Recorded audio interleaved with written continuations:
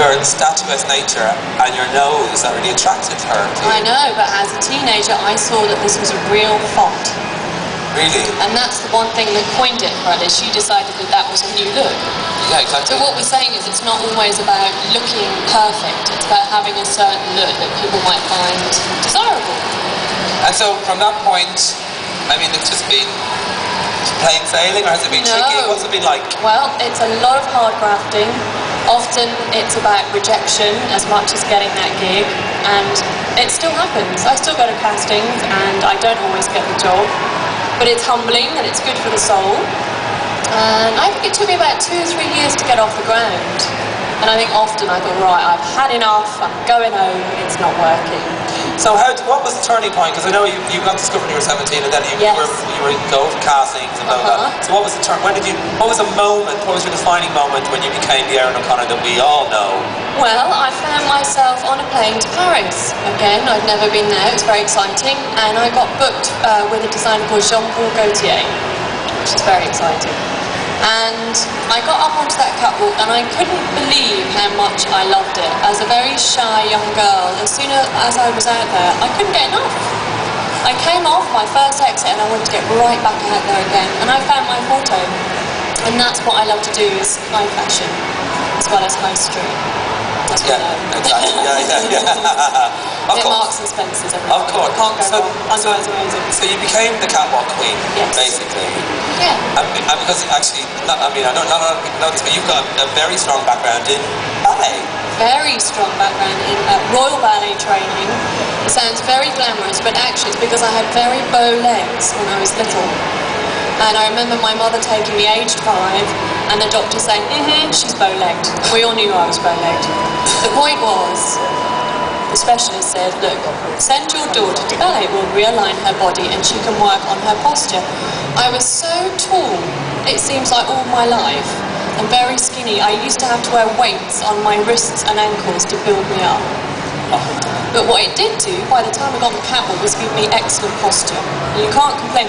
Because actually I find a lot of tall girls, whether you're a model or not, are very apologetic about being tall. Yeah.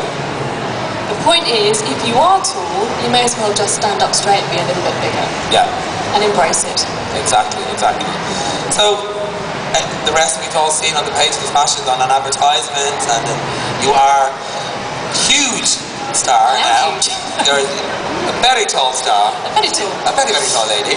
So what happens is, now, because of Ellis and people like that, and Storm and models, a lot of girls come to clothes show to be spotted. What advice would you give them? Well, the advice that I was given, I know it's very nice and you hear all your little looks, and actually you all look great. You've got a real sense of your own style. But if you do seriously want some advice from an agent, you've got to strip away the hair and makeup, and if you don't do it, they will. So that's what I'd say. You don't have to spend a fortune looking good. They're looking for bone structure and they're looking for good conversation. They want to engage with you. They want to find out who you are, where you're from, what your likes are, what your hobbies are, the rest of it. So I would say 16, minimum age. Okay, you actually... She's also, the way Joanna Lumley's moving into politics, and Erin's, it's not far off for Erin, really, is it, really? Well, fashion is really powerful. It reaches out to a lot of people, and I think that we're all inspired by it and we all enjoy it. But I think one of the things that worried me a little bit was that the models on the catwalk were getting increasingly young. And I think that's a really bad idea when a lot of us, we look up to fashion and we're informed by it. Yeah. And I thought it was a bit wrong to expect young girls to be tall and confident and to stand up proud and have that conviction in themselves.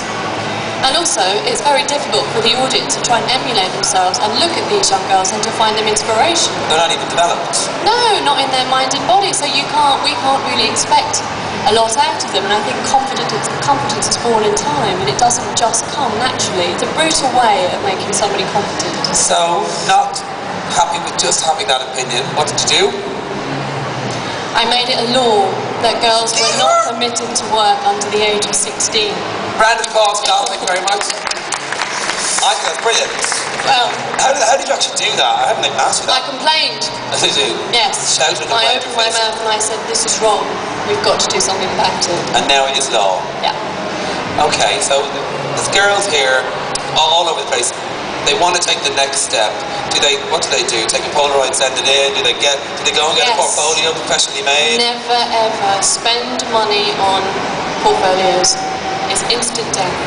If you want to send your pictures in, then make sure that one of your family takes them on a digital, or if you've got Polaroid, send them in so that they can really see the reality of who you are.